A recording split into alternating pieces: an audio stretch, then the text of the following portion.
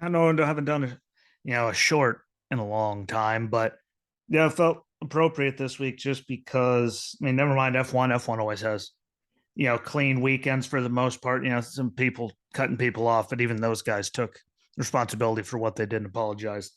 And all of that for the most part, which is, you know, good to see. And people had bad, rough, accidents up with fixed wings and kept going. And it was nice and sunny, and Coda did them very, very well. So, they had a good, clean weekend without any stupidity, whether it's weather or anything else, not a big penalties coming out of it, minus, the 30-second grid penalty for Alonso, but there's nothing, huge coming out of any of it.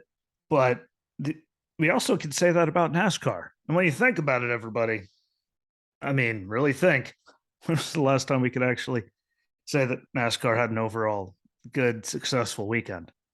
That doesn't happen very damn this year.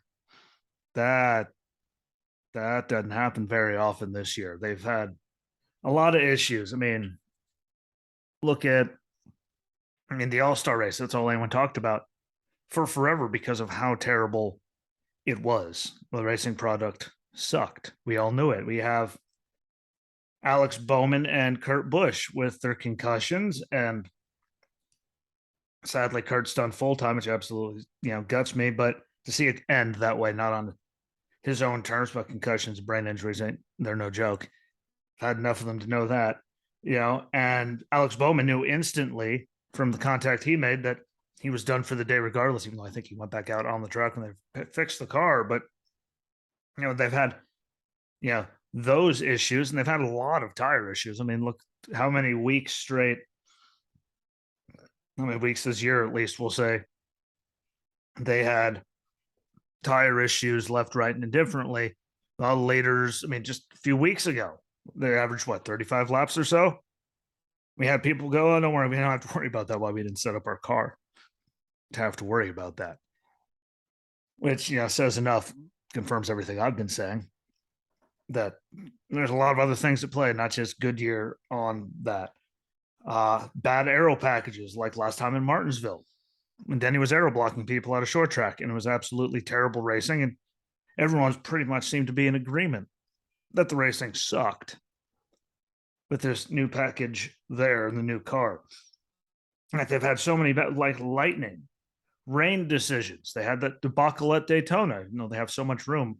Like they should have people all around it. But what do I know? So they can call it before it gets there. I already put a video out on the simple fix to that. So find it on YouTube or listen to it because it's up on Anchor, Spotify, Apple, Google Podcasts, all of them. But I put that out then.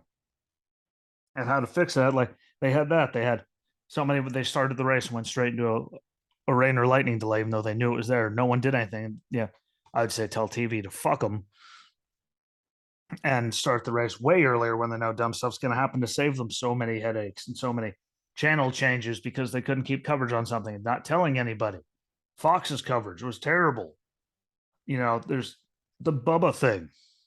I'm getting one suspension after Kansas got to, like, and we can't forget Noah at Road America. I'm not counting that out either. We had the big fight. We had all of that. People and they came out of the weekend there in Miami without a word, without anyone talking about anything stupid. We're talking about, tires exploding left, right, and indifferently. When we're talking about people not being able to race and pass, there was no fights. There was no weather.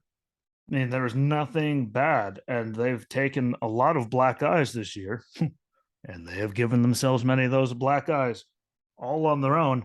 And it was just really, good to see them come out of the weekend without anything stupid and no penalties across the board for any team. Which how rare is that?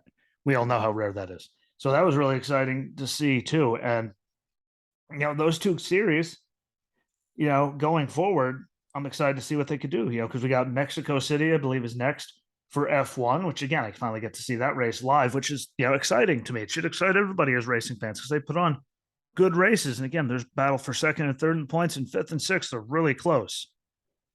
George Russell with fourth, he's fairly safe where he is with the points difference that he has. But it's still great racing the rest of it. And then look, The Truck Series might be done until Phoenix, but we have the Cup and Xfinity Series going in elimination race this weekend at Martinsville. I'm curious. In Martinsville, we know the Xfinity guys are going to be great. We still get to see, can they keep the momentum, and did they fix anything to make the racing in Martinsville good in the Cup Series, because it absolutely sucked last time in the spring. But it's just to see good momentum and nothing stupid going into the last second to last race of the year, just from so much, so much stupid that's happened all season for NASCAR. And again, F1's just had a bunch of weird stuff, but figured they raced this weekend, past weekend too. So at Coda, and the weather and everything cooperated there too, and there wasn't a lot of stupid. So just a good weekend overall for racing. But thanks for watching. Thank you for listening. I'll be back on Friday. Check out TikTok, YouTube, everywhere. And until Friday, my friends, peace.